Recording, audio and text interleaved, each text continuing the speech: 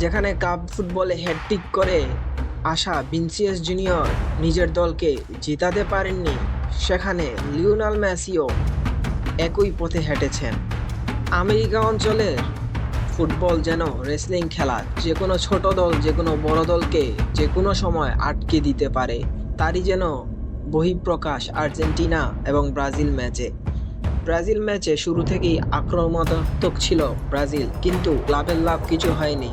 কিন্তু 43 মিনিটে গোল করেন রাফিনহা। বার্সা বয় রাফিনহাকে নিয়ে উচ্ছ্বাসিত ব্রাজিলিয়ানরা মুহূর্তেই গোল খেয়ে বসেন। সেগোভিয়া 46 মিনিটে পেনাল্টি ঠুকেন ব্রাজিলের জারে, তাতেই সমতায় ফেরে। পুরো 90 মিনিট খেলার পরেও কোনো গোল না হওয়ায় ব্রাজিলকে ড্র নিয়েই ম্যাচ ছাড়তে হয়।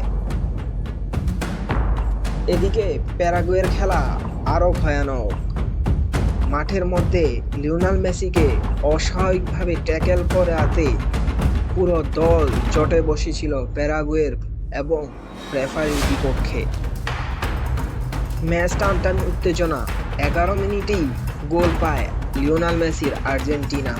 মার্টিনেজ গোলটি ঠোকেন, কিন্তু গোলটি শোধ দিতে দেরি করেনি প্যারাগুয়ে। সানাব্রিয়া 19 মিনিটে গোল করেন। দ্বিতীয় গোলটি প্যারাগুয়ে আবার করেন 47 মিনিটে। 2-1 গোলে যখন এগিয়ে, ম্যাচের ফিরতে মরিয়া মেসিরা বারবার ট্যাকেল এবং প্যারাগুয়ে রেসলিংয়ের শিকার হয়েছেন। অতিরিক্ত সময়েও গোল না হওয়ায় 2-1 গোলের হার নিয়ে মাঠ ছাড়তে হয় আর্জেন্টিনাকে। যদিও এ হারে আর্জেন্টিনার উপর এত বেশি প্রভাব পড়বে না, কিন্তু ব্রাজিল একের পর এক ড্র এবং হার নিয়ে নিজেদেরকে বিপদেই ফেলে দিচ্ছে।